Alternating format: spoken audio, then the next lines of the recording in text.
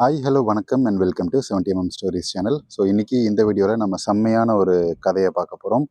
So நதிச்சாரமி 2018 Kannada சினிமாவில் வெளிவந்த நதிச்சாரமி அப்படின்ற திரைப்படத்தை பார்க்க போகிறோம். ஸோ இந்த படம் ரொம்ப ரொம்ப ஸ்பெஷல். ஏன்னா அவ்வளோ அவார்டு வாங்கியிருக்காங்க. இந்த படத்தில் நடித்த நடிகர்களும் சரி, இயக்குனர்கள் அப்படின்னு சொல்லி ஒரு 4-5 அவார்டு வாங்கியிருக்காங்க. லோக்கல் அவார்டும் சரி, நேஷ்னல் அவார்டும் சரி, அந்த மாதிரி நிறைய அவார்டு வந்து இந்த படம் வாங்கியிருக்கு. ஸோ நம்ம சேனலுக்கு நீங்கள் இன்னும் சப்ஸ்கிரைப் பண்ணணும்னா சப்ஸ்கிரைப் பண்ணிக்கோங்க. அந்த பெல் பட்டனை ப்ரெஸ் பண்ணிக்கோங்க. ஸோ நம்ம சேனலில் போஸ்ட் பண்ணுற இந்த வீடியோஸை நீங்கள் மிஸ் பண்ணாமல் இருப்பீங்க. ஸோ இப்போ நம்ம டைரெக்டாக கதைக்குள்ளே போகலாம். இந்த படத்துடைய கதாநாயகி ஸ்ருதி ஹரிஹரன் ரொம்ப ஹோம்லியான ஒரு நடிகை. ஸோ ஸ்டார்டிங்கில் ஃபஸ்ட்டு ஃப்ரேமே வந்து நடிகையை காட்டுவாங்க. ரொம்ப டிப்ரெஸ்டாக இருப்பாங்க.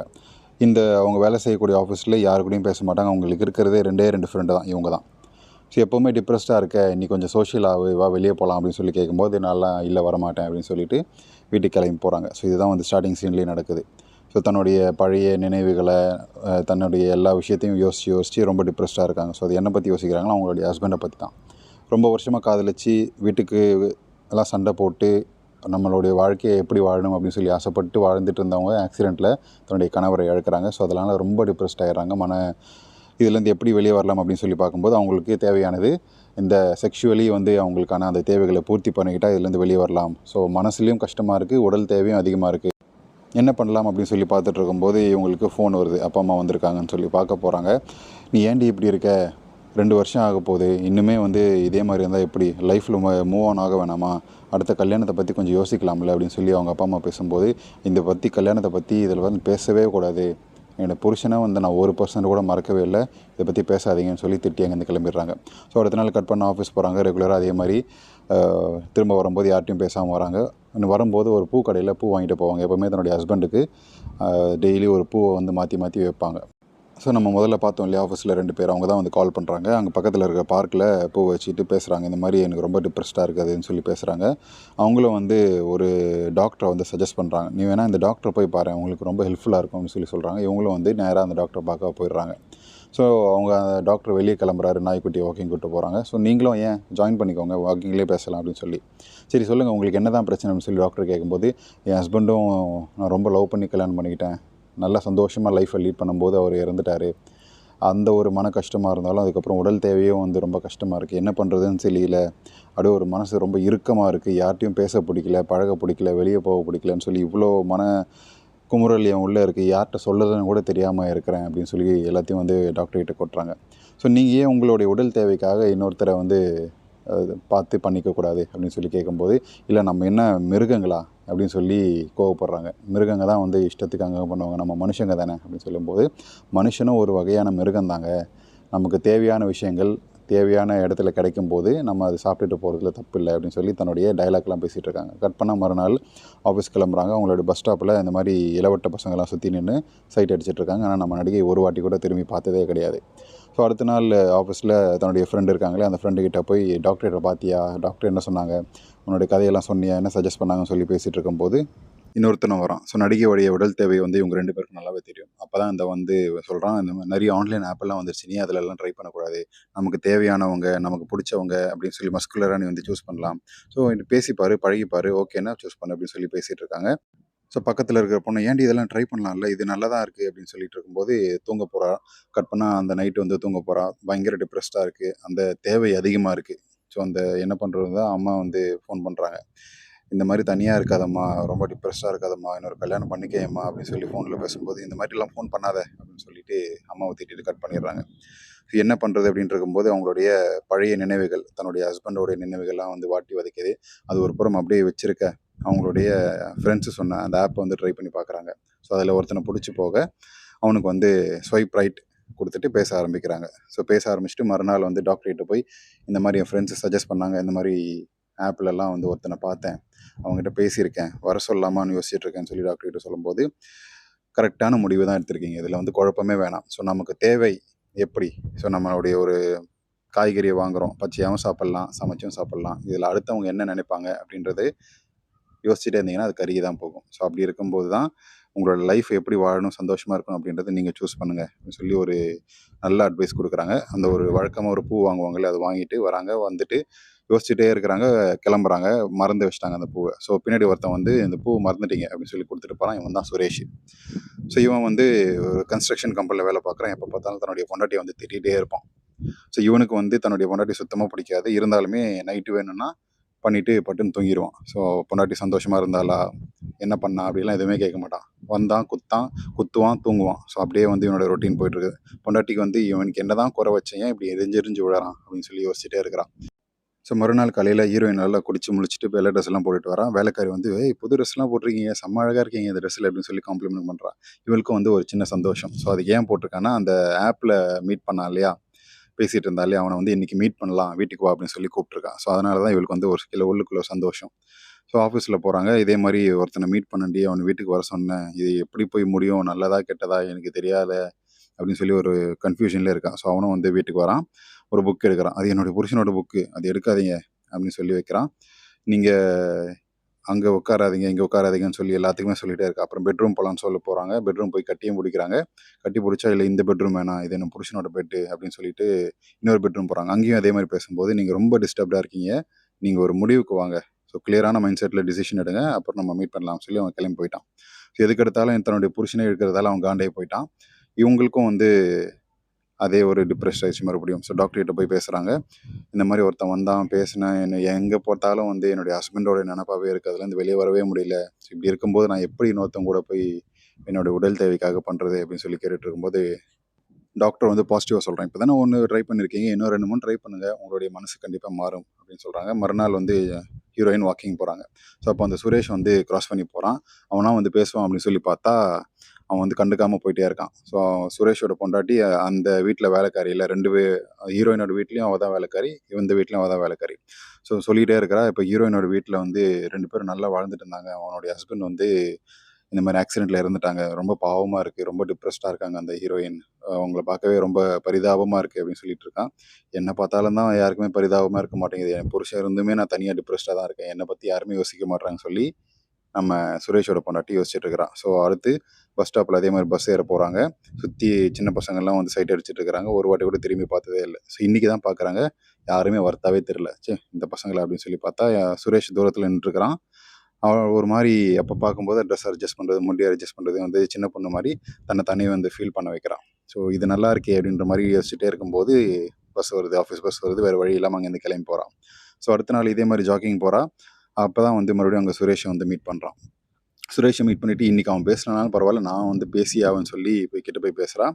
அன்றைக்கி பூ கொடுத்தீங்க, நான் தேங்க்ஸ் சொன்னேன், திரும்பி கூட பார்க்கல, நீங்கள் பாட்டு போயிட்டே இருக்கீங்க அப்படின்னு சொல்லி கேட்கும்போது, சாரிங்க, அன்றைக்கி நான் வேறு ஏதாவது யோசனையில் இருந்திருப்பேன், அதனால தான் வந்து கண்டுக்கல, குறைச்சிக்காதீங்க அப்படின்னு சொல்லிட்டு இருக்கும்போது 2 பேருமே வந்து மாற்றி நீங்கள் என்ன பண்ணுறீங்க அப்படின்றது மாதிரி பேசி ஃப்ரெண்ட் ஆகிக்கிறாங்க.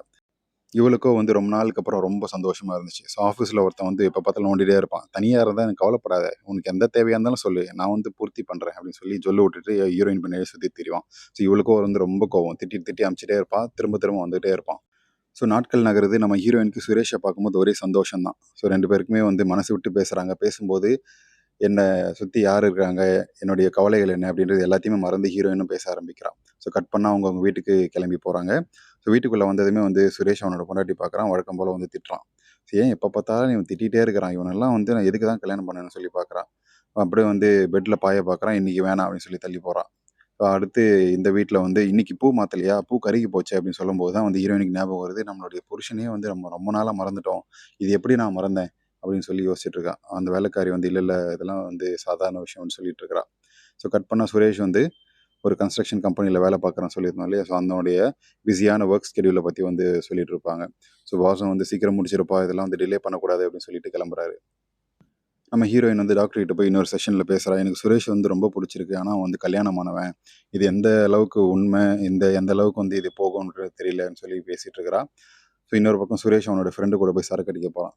நான்லாம் வந்து சிட்டி பொண்ணை கல்யாணம் பண்ணி எந்த அளவுக்கு ஜாலியாக இருக்கலான்னு பார்த்தேன்டா, அதுவும் இல்லாமல் எனக்கு வந்து ஒர்க் ப்ரெஷரில் வந்து என்னை பறிச்ச பொண்ணாக இருந்தால் ஹெல்ப் பண்ணியிருப்பான், என்னை வந்து இந்த பட்டிக்காட்டாலேருந்து தலையில் கட்டி வச்சு என் வாழ்க்கையே போச்சு அப்படின்னு சொல்லி புலம்பிகிட்டே இருக்கான். எப்போ குடித்தாலும் வந்து இந்த பொண்டாட்டியோடைய இதை வச்சு புலம்பினே இருப்பான். ஸோ இன்னொரு பக்கம் வந்து நம்ம ஹீரோயின் சுரேஷ்க்கு வந்து ஃபோன் பண்ணுறான். ஸோ நம்ம இன்றைக்கி மீட் பண்ணலாமா, அங்கே மீட் பண்ணலாமா அப்படின்னு சொல்லி பேசிகிட்டு இருக்கும்போது, அவனுக்கு வந்து இந்த பக்கம் வந்து கன்ஸ்ட்ரக்ஷனில் இருக்கான் இல்லையா. ஸோ பெருசாக எதுவுமே கேட்கவே இல்லை. சத்தமாக பேசுங்கன்னு சொல்லி கேட்கும்போது கேட்கவே இல்லை. இந்த பக்கம் வந்து சரி மெசேஜ் பண்ணுங்கள், நான் ரிப்ளை பண்ணணும் போது இவ பேசுகிறான். நம்ம ஏன் ரிலேஷன்ஷிப்பில் இருக்கக்கூடாது, எனக்கு வந்து உங்களை ரொம்ப பிடிச்சிருக்கு அப்படின்னு சொல்லி மெசேஜ் பண்ணுறான். இவன் அதை பார்த்துட்டு பயங்கர ஷாக் ஆகிட்டான். வழக்கம் போல் பூ வச்சுட்டு அந்த பார்க்கில் உட்காந்துருக்கா இவனுக்காக வெயிட் பண்ணிக்கிட்டு. ஸோ இவன் வந்து கண்டுக்காம அவள் இருக்கிறத பார்க்காம அவன் பாட்டு நேராக போயிட்டான். ஸோ அன்றைக்கி நைட்டு மறுபடியும் ஃப்ரெண்டு கூட போய் சரக்கு அடிக்கிறான். டேய் ஒரு பொண்ணு நான் அப்பப்போ பார்ப்பேன்டா ஃப்ரெண்டு அப்படின்னு பார்த்தா, திடீர்னு நம்ம ஏன் ரிலேஷன்ஷிப்பில் இருக்கக்கூடாதுன்னு சொல்லி மெசேஜ் பண்ணுறா. என்னாச்சுன்னே தெரில அவளுக்கு அப்படின்னு சொல்லி எனக்கு வந்து பயங்கர அப்செட் ஆகிடுச்சு. எப்படி ரியாக்ட் பண்ணுறதுன்னு தெரியாமல் நான் அவளை கண்டுக்காமல் போயிட்டேன். பிடிச்சிருந்துச்சுன்னா பிடிச்சுன்னு சொல்லேன்டான்னு சொல்லி 2 பேர் பேசிகிட்டு இருக்காங்க. ஸோ மறுபக்கம் இந்த டாக்டர்கிட்ட போய் ஏன் பிடிச்சிருந்துச்சுன்னா அவன் பிடிச்சுன்னு சொல்ல வேண்டியதானே, இல்லை வேணான்னா வேணான்னு சொல்ல வேண்டியதானே, எதுக்கு அப்படி திரும்பிட்டு போகிறான்.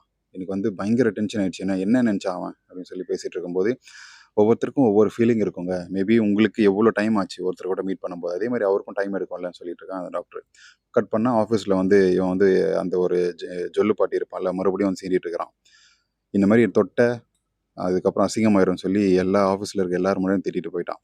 இந்த பக்கம் வந்து அந்த ஃப்ளவர் ஷாப்பில் உட்காந்துருக்கிறான். ஸோ உட்காந்துட்டு இன்னைக்கு ஃப்ளவர் வாங்கிட்டு போகலாம் அப்படின்னு சொல்லி வெயிட் பண்ணிட்டு இருக்கும்போது நம்ம சுரேஷ் வந்து கரெக்டாக வரான். ஸோ வந்துட்டு 2 பேரும் பேசுகிறாங்க. நீங்கள் ஏன் என்ன அப்படி ரியாக்ட் பண்ணீங்க, வேணான்னா வேணான்னு சொல்லியிருக்கலாம்ல, இந்த மாதிரி பண்ணுறது தப்பு இல்லையா சொல்லி பேசிகிட்டு இருக்கும்போது, இல்லைங்க எனக்கு திடீர்னு அந்த மாதிரி பார்த்த உடனே எனக்கு எப்படி ரியாக்ட் பண்ணுறதுன்னு தெரியல, ஒரு மாதிரி வந்து மைண்டு வந்து ரொம்ப பிளைண்ட் ஆகிடுச்சு, அதனால தான் அப்படி பண்ணிட்டேன், சாரி அப்படின்னு சொல்லிட்டு இருக்கும்போது, சரிங்க அதை பற்றி நம்ம பேச வேணாம், நம்ம எப்பவும் போல் ஃப்ரெண்ட்ஸாக இருப்போம், ஸோ நம்ம 2 பேரும் சேர்ந்து அந்த ஃப்ளவர் ஷாப்புக்கு போகலாம் சொல்லி போய் எவ்வளோ அந்த பூ வாங்கிட்டு வீட்டில் ட்ராப் பண்ணிவிட்டு இவன் தன்னோட வீட்டுக்கு போகிறான்.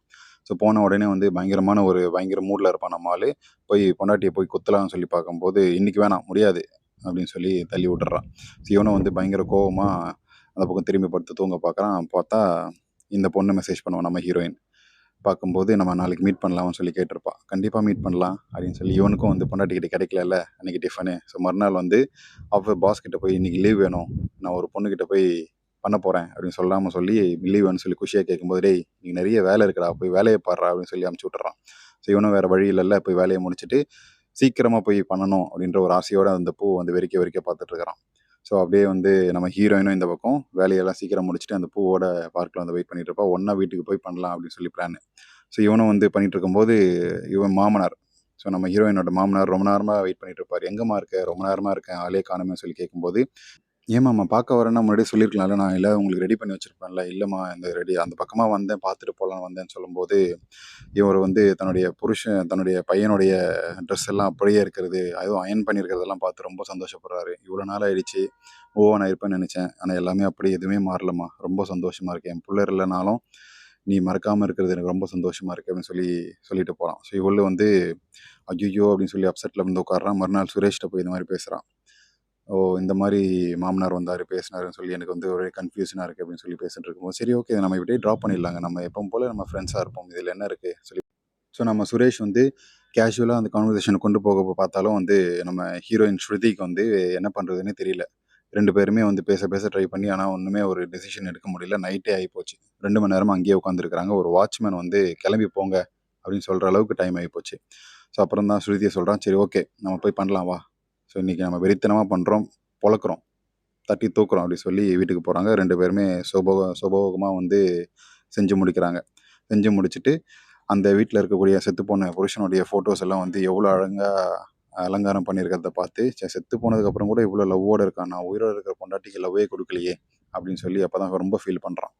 ஃபீல் பண்ணிவிட்டு அப்படியே மேட்ரு முடிச்சுட்டு இந்த பக்கம் ஹீரோயின் வந்து குளிச்சு முடிச்சுட்டு ஃப்ரெஷ்ஷாக வந்து எப்பவும் போல இல்லாமல் ரொம்ப சந்தோஷமாக இருக்கிறான். இவன் வீட்டுக்கு போகிறான், தன்னுடைய பொண்டாட்டியை பார்க்குறான். இன்றைக்கி என்னங்க சமைக்கணும்னு சொல்லி கேட்கும்போது, இல்லை உனக்கு என்ன பிடிக்குமோ சமை, நம்ம 2 பேரும் இன்றைக்கி ஒன்றா சேர்ந்து சாப்பிட போகிறோம் அப்படின்னு சொல்கிறான். பொண்டாட்டிக்கு வந்து ஒரே எப்படி ரியாக்ட் பண்ணுறதுன்னு தெரியல. என்ன இவன் ஒழுங்கா பேசுகிறான் அப்படின்னு சொல்லிட்டு இருக்கும்போது, போய் அவங்க சமைக்க ஆரம்பிச்சுட்டாங்க. சரி இவன் பின்னாடி போய் கட்டி பிடிச்சிட்டு, நான் உன்னை ரொம்ப திட்டிகிட்டே இருக்கேன்ல, கல்யாணம் ஆனதுலேருந்து உங்ககிட்ட நான் ஒழுங்கா பேசவே இல்லை, இனிமேல் அப்படி நடக்க மாட்டேன், என்னை மன்னிச்சிரு, இது வரைக்கும் உனக்கு பண்ண எல்லா விஷயத்துக்குமே சாரி, ரொம்ப சாரின்னு சொல்லி கட்டி பிடிச்சி சாரி சொல்கிறான். ஸோ இது பக்கம் இந்த ஒரு விஷயத்துக்கு தாங்க நான் ரொம்ப நாளாக வேங்கிட்டு இருக்கிறேன் அப்படின்னு சொல்லி பொண்டாட்டியும் சொல்லி முடிக்கிறா. இந்த பக்கம் கட் பண்ணி ஹீரோயினை காட்டுறாங்க. இவளுக்கு வந்து அந்த விஷயம் நடந்து முடிஞ்சதுலேருந்து என்னமோ சாதித்த மாதிரி, ஒரு மனசு இலகுன மாதிரி ஒரு சந்தோஷம். ஸோ அப்படியே பால்கனியில் அந்த ஃப்ரேமை வச்சு இந்த படத்தோடைய கதையை முடிக்கிறாங்க. ஸோ நதிச்சாரமி 2018 ரிலீஸ் ஆன இந்த படம் ஸ்ருதி ஹரிஹரன் சூப்பராக நடிச்சிருப்பாங்க. இந்த படத்தோடைய கதையை பற்றி நீங்கள் என்ன நினைக்கிறீங்க?